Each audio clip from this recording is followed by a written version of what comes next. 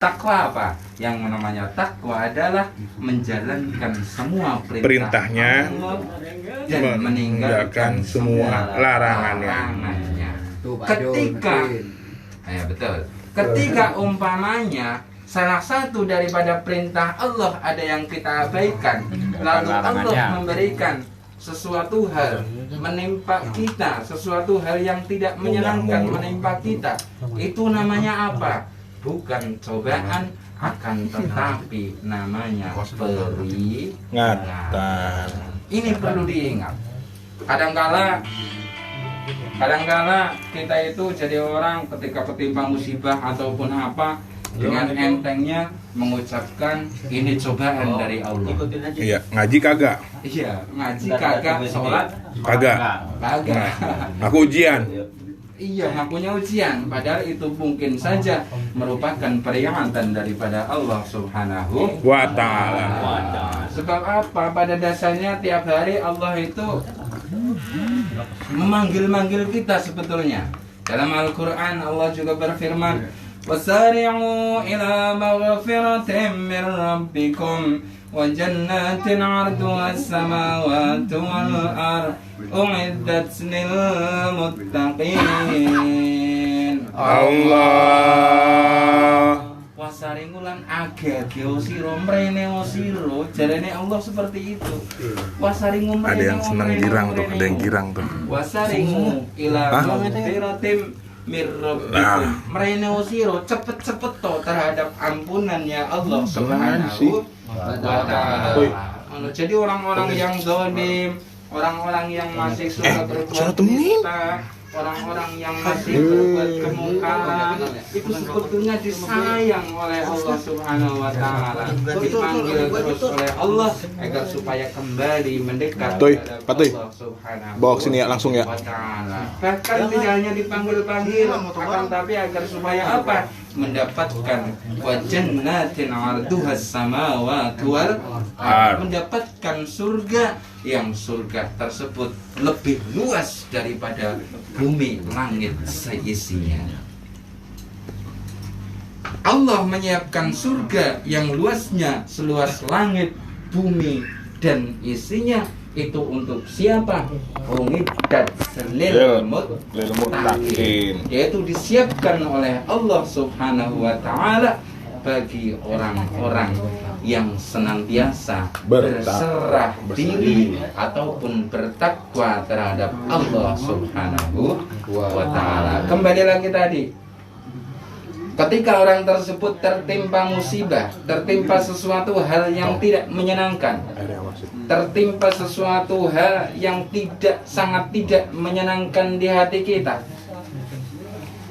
Ketika orang tersebut tadinya beriman terhadap Allah, menjalankan sholat yang 5 waktu, berusaha untuk selalu berjalan di atas rel kebenaran, kok sesuatu hal yang buruk seperti halnya contoh kesulitan makan, kesulitan pangan, itu tergolongkan cobaan ataupun ujian daripada Allah Subhanahu wa ta'ala. Ketika orang tersebut bersabar, maka pahala yang besar menantinya.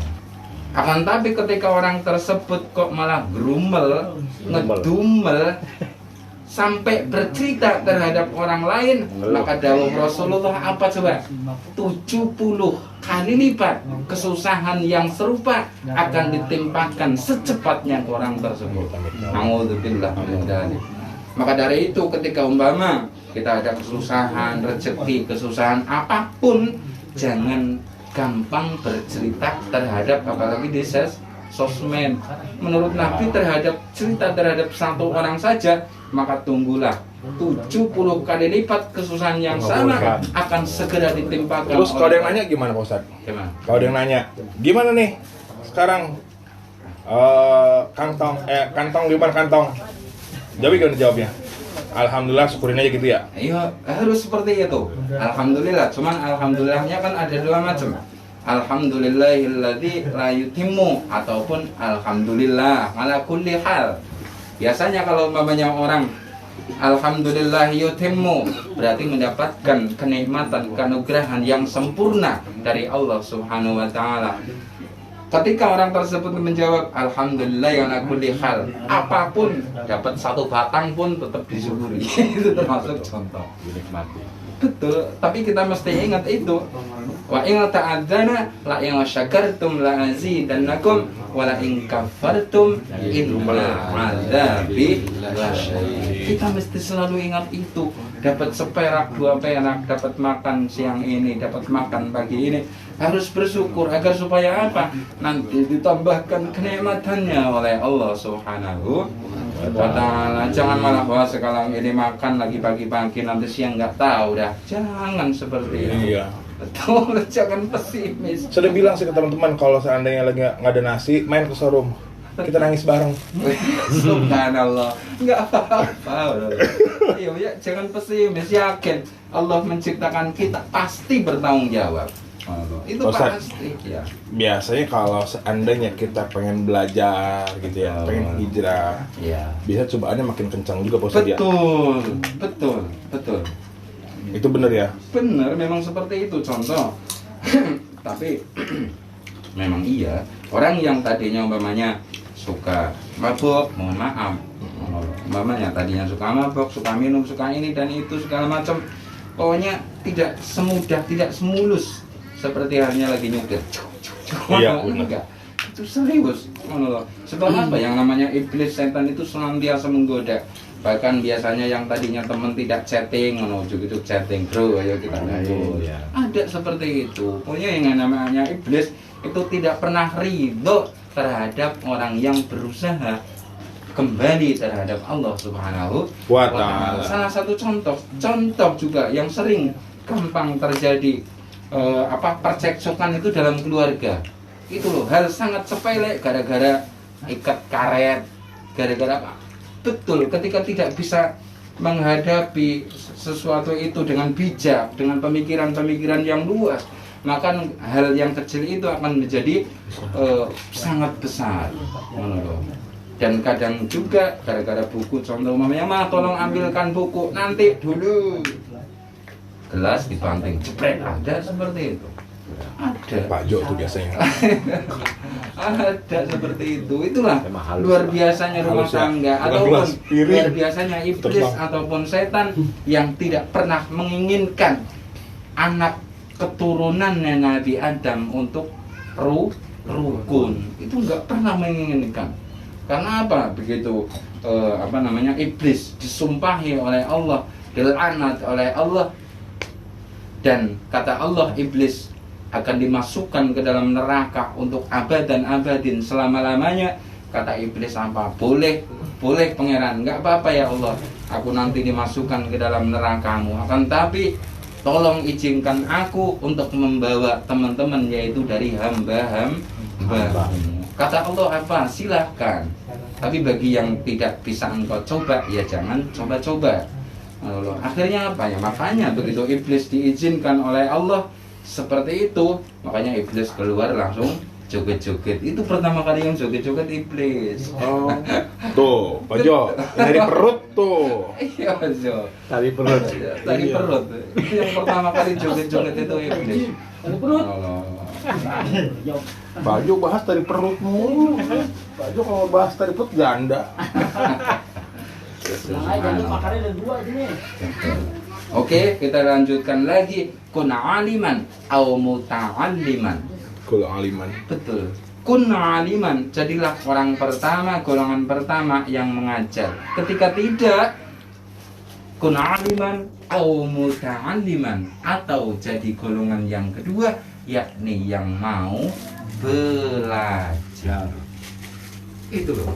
Terus kita singkat aja, au mustami'an, ataupun jadi golongan yang ketiga, yakni orang yang senantiasa mendengarkan tausiah, mendengarkan pengajian.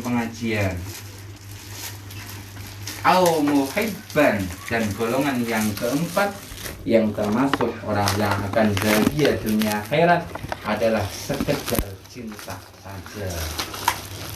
Cinta terhadap hal-hal yang baik, cinta dalam artian suka, tidak mengganggu, suka ataupun tidak mengganggu terhadap para kiai, para ustadz, para warasatul anbiya, yang menjadi pewarisnya para nabi. Al ulama warasatul anbiya, para ulama, para kiai, para ajengan, para orang-orang yang paham terhadap ilmu agama itu menjadi pewarisnya para rasul, pewarisnya para nabi. Dan kita mesti menghormati. Allah saja mengangkat derajat, menghormati orang-orang yang berilmu, apalagi kita seharusnya lebih menghormati, lebih menghargai, lebih mentakzimi terhadap orang-orang yang berilmu. Zaman sekarang banyak berilmu tapi semaunya, terkadang-kadang berilmu tapi terhadap orang lain menganggapnya rendah banget, menganggapnya sepele banget. Itu namanya adab. Wih. Ya, betul Ustaz ya? Biasa, betul. Makanya adab lebih tinggi daripada ilmu. Betul. Katanya pengajian kemarin kan gitu dibahas ya. Betul. Kemarin kita bahas bahwa al-adabu fauqal ilmi.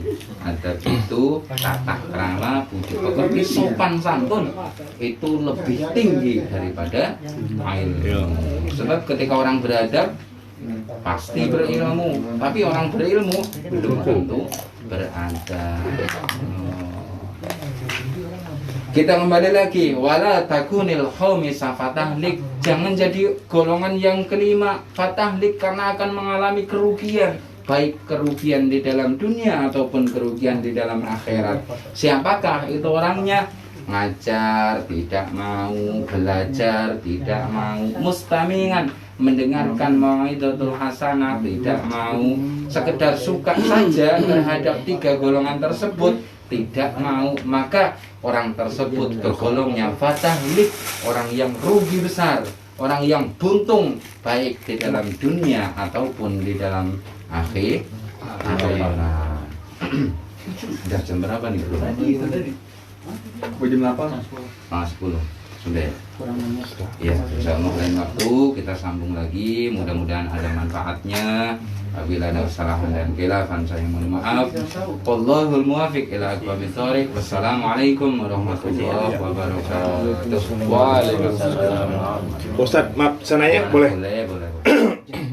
Melenceng dari pembahasan tadi yang masalah ilmu. Saya pernah ngobrol sama teman tadi sih barusan sebetulnya. Yang dibahas sholawat nariyah. Ya. Sholawat nariyah itu jadi gini. Ada nanya ke saya. Ya. Nariyah itu itu artinya apa sih? Api. Neraka, api kan. Iya itu apa? Ya, Pengikut. ya, sholawat. Iya, pengikut. Kayak Muhammadiyah, Muhammad berarti pengikut Nabi Muhammad kan gitu ya. Nariyah di situ berarti istilahnya pengikut neraka gitu kan ya. Maaf penjelasan Pak Ustadz. Sedangkan yang saya tahu ada sampai ada pengajian sholawat nariyah kan gitu Pak Asep ya? Tempat lu ada kan ya? Pengajian sholawat nariyah. Nah istilah dari sholawat nariyah itu sendiri gimana Pak Ustadz? Sejarahnya sama itu sebetulnya buat apa sih gitu? Gimana Pak Ustadz? Sholawat nariyah itu sebetulnya contoh kayak memangnya sang pengarang itu orang-orang yang begitu cinta terhadap Rasulullah, seperti yang panjenengan kemarin bilang Tola'al badru alaina. Apa itu Rasulullah yang menyusun? Bukan. Sahabat dengan ungkapan cintanya kan telah keluar seperti halnya sinar matahari. Itu ungkapan cinta. Jadi apapun itu jangan dikaitkan dengan tauhid saja, mesti dikaitkan dengan ilmu. Mesti dikaitkan dengan ilmu fikih, dikaitkan dengan ilmu cinta. Kalau umpamanya penyanyi nyanyi Roma Irama itu hanya dikaitkan dengan akidah, hanya dengan fikih, dilihat dari secara ilmu fikih saja. Contoh saya tahu rumus dunia, musyrik nggak? Musyrik. Itu salah satu contoh. Tapi kalau dikaitin itunya ya. Itu salah satu contoh seperti itu. Yang tahu rumus dunia kan hanya Allah. Rumus akhirat hanya Allah. Nggak ada satupun yang tahu. Tapi karena ungkapan cinta, ya seperti itu. Tola'al badru alaina, fatafat minhul buturu. misla husni mara'aina qatu ya wajha sururi. Ketika kita taat manut terhadap Rasulullah, beriman terhadap Rasulullah, maka kita tergolongkan orang-orang yang bahagia. Itu ungkapan cinta, jangan apapun itu dilihat hanya dari fikih saja. Ketika dilihat dari fikih seperti mentuhankan Rasul. Iya. Tapi ketika melihat karena ungkapan cinta kita, contoh umpamanya Mas Alim ke ceweknya, dek, tanpa kamu aku mati, dek. Musyrik itu sebetulnya kalau umpamanya melihat dengan bahasa tauhid, bahasa fikih. Tapi kan untungnya Allah Subhanahu wa taala itu memaklumi hukum adat, pembicaraan adat. Tapi hati kan nggak bisa dibohongin Pak Ustadz ya? Ya nggak bisa, menurut. Contoh apa umpamanya gini? Salah satu contoh itu pembahasan yang dikaitkan dengan sholawat nariyah. Itu hanya ungkapan sebetulnya, karena begitu cintanya kita terhadap istri, cinta terhadap pasangan, cinta terhadap ceweknya. Menurut, tanpa kamu dek aku bisa mati. Tanpa kamu dek aku Kawin lagi. aduh kawin mulu. Coba mati itu dari hati lu. Coba mamanya di depan istrinya, berani nggak mau seperti itu? Berani lah Adul mah. Cuman keadaan apa deh namanya deh? Itu salah satu contoh. Apa? Memang Bukannya bukannya nggak berani dia. Apa deh? Mau kawin lagi apa? Belum. Itulah salah satu contoh. Jadi ungkapan cinta seperti yang panjenengan kemarin gambarkan itu di Qolangal Badru Alaina. Rasulullah hanya senyum-senyum saja kan? Iya betul. Tidak melarang. Ketika itu hal yang musyrik, yang melenceng dari agama, pasti tegur oleh Rasulullah karena langsung oleh Rasulullah. Dan sholawat nariyah ini diciptakan oleh para ulama khulafaur rasyidin. Karena ungkapan cinta. Kayak salawat yang lain kali ya. Sama kayak ratib gitu ya. Kayak Ratibul Haddad salah satu contoh itu sebetulnya. Iya, kalau di kampung-kampung itu Ustadz salat nariyah itu kan nyampe dibacain berapa ribu kali. Betul. Buat masjid kalau lagi pembangunan masjid. Betul. Gitu ya. Dan sholawat nariyah itu luar biasa. Manfaatnya Luar banyak. biasa, Kang luar tahu biasa mulu, manfaatnya, fadilahnya itu luar biasa. Ntar gue tanyain. Kalau umpamanya orang yang pengen kaya, yang lagi berdagang, Telepon pengen laris, amalkan sholawat nariyah. Bentar. Asal yakin Allah ijabah, insya Allah rezeki mengalir terus. Itu luar biasa. Katanya bagus tuh faedahnya ya. Bagus lah. Nggak mungkin ulama itu dari zaman dulu kala, ketika ada hanya dua golongan antara Muhammadiyah dan NU, apapun nggak jadi problem. Tapi ketika di zaman akhir kata Rasulullah apa? Islam nanti akan terpecah belah menjadi 73 golongan. Terpecah ya udah, ini pakai madhab ini pakai madhab ini pakai madhab ini. Mending kalau pakai madhab, kata mereka, wah saya nggak ada madhaban, langsung ke Allah dan Rasul. Kapan ketemu kalau Rasulullah? Kan salah satu contoh itulah. Dan tidak mungkin juga kiai kayak kiai contoh pendiri NU, terus pendiri Muhammadiyah, ketika mau mengarang kitab, ketika mau ngapa, tidak prihatin dulu, tidak puasa dulu, tidak sholat hajat dulu, pasti sholat hajat. Dan orang-orang dekat dengan Allah seperti halnya wali-wali Allah pasti ditunjuki oleh Allah lewat mimpi atau lewat apa. Itu seperti itu. Gimana Pak Jo? Oh, gituin janda di sana. Jangan ngomong janda. Iya, Ada pakarnya. Apa ini? Ada pakarnya. Sebabnya gini Pak Ustadz ya. Kita itu kan nggak ngikutin golongan ya Pak Ustadz ya. Kalau saya sih orang netral. Cuma kalau menjelang puasa itu kan biasanya Muhammadiyah sama NU tuh ini ya berselisih paham. Kalau saya sih patokannya dari pemerintah aja. Ya, Pak, itu betul bukan? Iya. Nggak, intinya puasa apa kagak gituin aja ya. Ribut Muhammadiyah, NU. Abang bisa aja.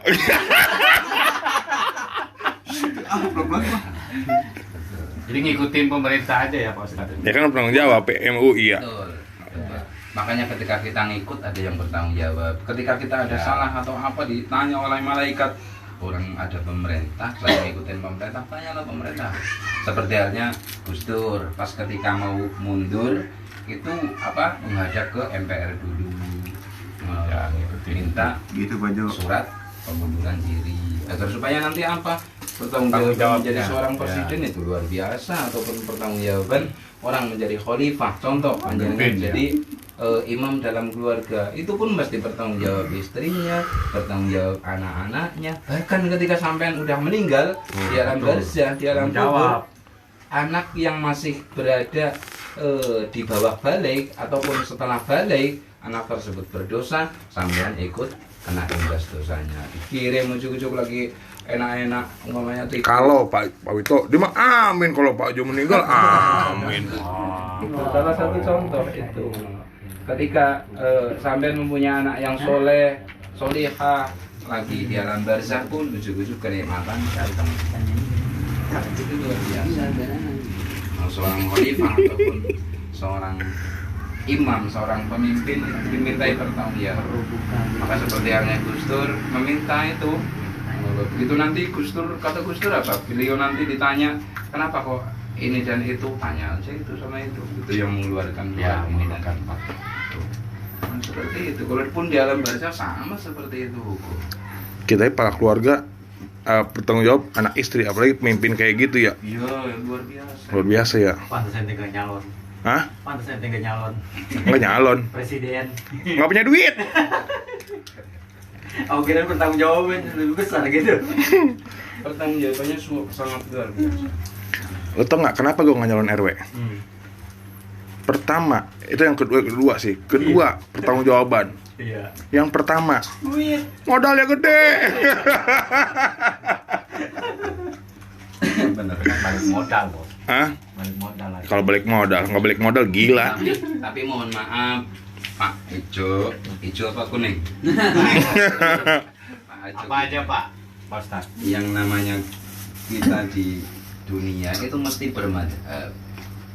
Sebab ketika kita bermadhab, konon kabarnya itu ketika kita mengikuti madhab Imam Syafi'i, maka nanti ketika umpamanya kita kok ditanya di alam barzahnya dengan alasan umpamanya gimana sholat sampean ini kok seperti itu, saya mengikuti madhab ini imam ini, beliau hadir. Mana loh? Oh gitu ya? Iya, makanya kita mesti bermadhab, jangan tidak bermadhab. Ketika kita tidak bermadhab, tidak ada guru, siapa yang mau bertanggung jawab, siapa yang akan kita pegangan. Anda harus bermadhab.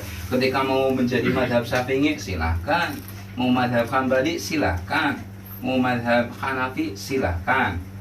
Terus siapa lagi satu? Hanafi, Madhab Hanafi, Maliki, Hambali. Maliki, silahkan. Tapi harus bermadhab, jangan tidak. Kalau tidak bermadhab, gemagus. Gemagus tahu. hidup asal hidup gitu ya? Iya, hidup asal hidup gaya. Rasain panas sama ngerasain dingin. Jangan tidak bermadhab, harus bermadhab.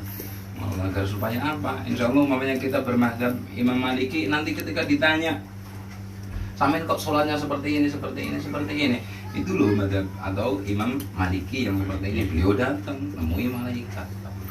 Kayak Ngajinya tingkat tinggi. kayak kita kayak gini berarti yang bertanggung jawab Pak Ustadz juga ya? Ya kan imam Pak Ustadz kan? Insya Allah nanti saya juga dari guru saya, terus guru saya. Kan secara tidak langsung kan? Betul, seperti itu. Contoh namanya saya membawa kitab Mabadi Al-Fiqih. Yang mengarang siapa? Siapa ini? Imam Syafi'i. Nanti beliau bertanggung jawab. Kita mengamalkan kitab ini, beliau yang bertanggung jawab. Berarti Pak Ustaz nggak bertanggung jawab sendiri dia. Seperti halnya Umar. Sayyidina Umar radhiyallahu anhu, seperti contoh Sayyidina Umar ditanya oleh malaikat. Sayyidina Umar ditanya oleh malaikat, yang nguping siapa coba? Yang nguping Sayyidina Ali, Sayyidina Utsman. Yang terakhir nguping, ngono lho. Bukan janda, Usman. Ngedengerin. Sebab apa? Mereka sahabat Rasul yang begitu dekat dengan Allah, akhirnya minta ke Allah, "Duh Gusti Allah, tolong kasih saya kasat mata." Walaupun Sayyidina Umar berada di alam barzah, Sayyidina Utsman kasat mata di situ. Bisa ngelihat. Bisa melihat. Karena apa? Beliau berdoa seperti itu. Ya Allah, kasih saya kasat mata. Beliau mikirnya, Umar ini jadi orang begitu kejam banget di dunia. Hampir orang yang pernah hidup di zamannya Sayyidina Umar itu pernah ketampol semua. Enggak pernah. Setan aja takut ya. Akhirnya apa? Begitu beliau udah wafat, biasa Tahu sih, Mas. 7 lengkah orang yang ziarah atau Waduh. orang yang apa namanya itu mengantarkan jenazah pulang, datanglah malaikat. Assalamualaikum. Biasanya Tahu ada orang cabenya. yang mayat di alam barzah itu Sempat-sempatnya masukin cabe. tapi beliau apa? Berdiri dengan celak pinggang seperti ini. Kenapa sampean kesini? Mau nanyain sampean, tanya apa? Mang Robuka. Jawab Umar, tidak Allahu Rabbi. Terus Kata Sayyidina Ali. Jawab Umar itu, kamu pengen tahu siapa saya? Saya itu teman akrabnya kekasihnya Allah. Muhammad maksudmu? Iya. Akhirnya apa? Balik gak jadi tanya. Tuh, ini salah satu contoh. Jadi yang namanya ilmu, kita taat terhadap guru, manut terhadap guru itu mesti ada urut-urutan sanadnya sampai dengan Rasulullah. Seperti itu. Malaikat ketika dengar Habibullah, Rasulullah, ya udah meriang, langsung nggak berani apa-apa. Terus kembali ke Allah, Gusti Allah, kok ini orang apa ngaku teman akrabnya kekasihmu Rasulullah? Iya, itu Sayyidina Umar, itu Umar. Sopan lah. Akhirnya datang lagi. Assalamualaikum, waalaikumsalam. Apa lagi? Kata Sayyidina Umar. Iya, tadinya Sayyidina Utsman, Sayyidina Ali itu udah, wih, bakal takut ini Sayyidina Umar nih, kita dengan malaikat. Ya, diceritakan di situ malaikat matanya itu seperti api, kalau ngomong Mungkar dan Nakir yang bertanya itu mengeluarkan api. Suaranya lebih kencang daripada Tawa. bedek. Oh, iya, Bedek, bro. Tawa. Bedek apa itu? Geluduk bintang. Gluduk. Itu lebih kencang daripada geluduk yang kencang. Itu. Untung. Lagi angok. Kata Sayyidina Ali, betul. Untung kagak latah. Budek dia. Itu Sayyidina Umar. Jadi Sayyidina Umar itu tidak Duduk. hanya orang Matur. yang begitu pemberani di dalam Matur. dunia, tapi pemberani di Bleduk, dalam bukan barzah. janda, bleduk. Dan dari sejak saat itu kata Allah seperti ini. Makanya ketika bertanya terhadap orang-orang Muslim yang sopan, lah dari semenjak Sayyidina Umar wafat, akhirnya malaikat Mungkar dan Nakir ketika bertanya terhadap orang Muslim itu menjadinya rumahnya itu. Oh, Tat, iya. Masalah kawin lagi nih. lagi viral nih tadi. Mm-mm. Maaf nih sebelum itu. Apa? Antara Allah ada di mana? Ya Tat ya. Ya. Ada yang begini dan Oh, ya udah nggak ada. Nggak jadi. kalau di sesuai dengan Al-Quran kan di atas ars ya. Ya harus betul. Ya. Sidratul Muntaha. Tapi kan ada yang lagi viral ada di mana-mana. Terus kalau yang di atas kan dibilang Allah kan turun di sepertiga malam. Nah itu gimana Tat? Lebih baik menurut kita Rasulullah sendiri itu sampai Menghindari ya? memperingatkan seperti ini. Rasulullah ketika umpamanya ada bayang-bayang Allah itu seperti apa, Allah sekarang lagi ngapa, apa coba ngunduk-ngundukin pasir kayak anak-anak kecil sekarang itu, ngunduk-ngundukin pasir, mainan pasir, bikin garisan ini dan itu segala macam. Bahkan ketika umpamanya kita lagi ngaji lagi apa, kok dalam pemikiran kita itu udah mulai Allah seperti apa ya, kayaknya ganteng banget, gede banget, ngapa banget, udah mending cari teman berantem, itu lebih bagus. Loh, itu yakin. Karena apa? Ketika kita memfokuskan lanjut seperti itu, tidak menyembah terhadap Allah, akhirnya menyembah terhadap sesuatu. Bahaya sekali itu. Kalau maksudnya mohon maaf, kalau saya makanya kadang-kadang itu malas melihat seperti itu. Kalau kita kepengen melihat Allah seperti apa, lihatlah Asmaul Husna yang 9. Ciptaannya. Tuh, lihatlah Iya. penciptaannya, lihatlah Iya. bumi, lihatlah langit dan ini segala macam. Jangan sekali-kali kepengen ngerti Allah itu seperti apa lagi, apa di mana. Seperti apa? Ada di mana nih? Iya betul. Di, Kalau ini selama Nabi Muhammad nggak apa-apa. Oh kalau Nabi Nggak apa-apa. boleh. Apa-apa aja. Kalau Nabi boleh. Tapi Figur. kalau Allah jangan. di Allah tuh ya. Allah Sebetulnya orang di Al-Quran kan diomongkan ketika kita mendekat terhadap Allah akan semakin mendekat. Tapi kan kita tidak pernah bisa mengetahui pasti Allah itu di mana, di apa. Enggak. Contoh ya, qul huwallahu ahad, Allahus samad, lam yalid wa lam yulad wa lam yakul lahu kufuwan ahad. Udah rampung itu. Gitu. Jadi jangan ada pertanyaan Allah di mana ya? Jangan ada di situ. Karena nggak bakal selesai ya. Nggak bakal selesai. Yang ada malah nanti jadi berantem, gontok-gontokan ini dan itu segala macam, segala hadis dikeluarkan. Iya kalau Bener. sofih. Kalau dongeng, kalau asal ngarang, jangan. Berantem aja aja. Yang nanya si Adul, ngajak berantem Pak Jo.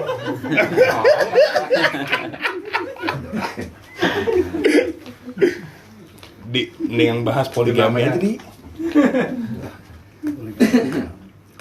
Udah dibahas kan. Nabi Ismail gimana jadinya? Itu namanya jaga sembung bawa golok. Wah. Kayak ini golok ya. Nasi uduk ikan tongkol dong. Apaan tuh? Lagi duduk kegedean kontol. Istighfar. Pak Jo ada yang tanya lagi nggak? Hah? Nggak ada.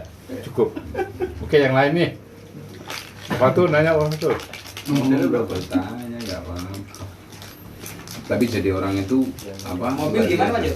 Sayyidina Ali itu luar biasa. Mana? Ketika Sayyidina Ali ditanya tidak tahu perihal jawabannya, kata Sayyidina Ali, "Afwan la adri." Mohon maaf saya tidak tahu. Dan itu lebih bagus Daripada sok yang- tahu ya. Itu betul. Seperti halnya Rasulullah. Ini gara-gara insya Allah nih. Oh, insya Allah. Iya. Takut. Gara-gara insya Allah asli loh. Gara-gara contoh ada salah satu sahabat bertanya terhadap Rasulullah. Kata Rasulullah, ya besok saya jawab tanpa insya Allah, Allah gak kasih wahyu. Tuh. Tapi begitu Rasulullah senantiasa mengucapkan insya Allah pasti dikasih wahyu. Insya Allah melaksanakan insya Allah ketika Allah menghendaki melaksanakan. Makanya kadang-kala kita itu terbalik. Insya Allah Buat kalau nggak datang. nggak datang. Dan itu padahal kalau Rasulullah ke Allah insya Allah Allah pasti ngasih. Ya. Ketika Rasulullah tidak berkata insya Allah bahkan tidak dikasih. Insya Allah kan semoga Allah berkehendak ya. Ya. Itu Kalau iya, Allah mengizinkan. Ya. Mengizinkan. Betul. Dan sebetulnya insya Allah kata insya Allah bagi Dan kita begitu. itu menjadi Oh, wajib. bisa. Bagi orang-orang lain yang nggak paham nggak wajib. Bagi orang Islam wajib. Insya Allah. Kalau namanya Bang Gopan nanti datang ya. Insya Allah wajib datang. Kalau datang? Kalau nggak datang. Padahal Allah menghendaki untuk datang. Cari-cari alasan yang ini dan itu segala macam. Jadi lebih bagus nggak usah ngomong insya Allah ya. Pak. Ya lebih bagus. Kalau memang ini kita nggak niat untuk datang gitu. Langsung aja. Oh, Sorry, ragu. saya ada hambatan nanti ada halangan, nggak bisa hadir. Kalau ngabarin nggak apa-apa Pak Ustadz ya. Betul. Udah. Tapi kalau nggak ngabarin ya. Nah, mangkel hati kan. Iya. Kalau saya ngabarin Insya Allah. Jadi bisa bilang insya Allah, tapi kita ngabari kalau nggak bisa datang gitu. Iya, seperti itu. Iya Pak Jo. Gitu. Seperti Maksudnya biar jelas. itu. Sebab apa? Ya, insya Allah itu sebetulnya contoh, mamanya dengan ngomong dengan istri, "Ma, besok masak apa ya? Masak kangkung." Jangan nggak dikasih insya Allah. Sebab apa? Yang namanya umur, namanya apa kan nggak pernah ngerti. Jangan menghendaki, jangan mendahului kehendak. Kalau seandainya sering ngomong, ya udah Bismillah aja lah. Ya, Bismillah. Itu luar biasa malah nggak apa-apa. Nggak apa ya. Nggak apa-apa. Kalau gimana besok? Ya udah Bismillah. Ya, bagus malah seperti itu. Gitu ya. Iya, oh ya menyebut nama Allah, menyebut nama Allah. Gitu aja. Udah kayaknya udah pernah saya ceritakan dulu pernah ada seorang ibu-ibu rumah tangga pada hidup pada zaman dulu itu baca Bismillah terus, mau apa Bismillah, mau ngambil buku Bismillah, mau ngarah kayu Bismillah, mau jalan aja Bismillah. Akhirnya suaminya itu kegel, sebel, jengkel. orang kok bismillah mulu. Akhirnya apa? Ya naruh duit di lemari lah ya sekarang. Bismillahirrahmanirrahim, taruhlah duit di situ. Nah suaminya sebab kesel, apa sih gunanya bismillah, nggak ada gunanya bismillah mulu. Diambillah duitnya sama istrinya, diambil duitnya sama suaminya. Ada lagi ya. Lah setelah suaminya mengambil, suaminya itu berlangsung bertanya lagi terhadap istrinya, "Ma, Bu, kemarin duit yang tak kasih disimpan di mana?" Dia ke pintu. Halo. Lemari itu bismillahirrahmanirrahim. Diambilnya ada lah itu duit. Luar biasanya bismillah. Oh, padahal udah diambil Udah suaminya. diambil suaminya. Dengan seketika itu dilarang suaminya ketika mau apapun. Bismillah. Itu luar biasa. Dagang mulu namanya. Oh ya, kita sekarang kedatangan tamu, alhamdulillah nama jemaah lagi, Kang Karim. Alhamdulillah. Kang Karim. Iya, Yang kenalin. istiqomah. Ya, Bismillah Istiqomah. Sama nih Ketua FPI cabang Kalimalang. Bapak Adul. Adul dong. Kalau ini apa? Ah, itu ini mah bukan Ketua FPI. Adul kalau si Ipul mah dia marbot masjid. Bagian mungkin bedug. Baru datang lagi nih tumben dia. Dia sibuk soalnya ngurusin. Tapi bener loh kata Ustadz siapa? Solmed, janda-janda tua di apa namanya itu? Nafkahin. Janda muda Kawinin. dikawinin. Mau bos?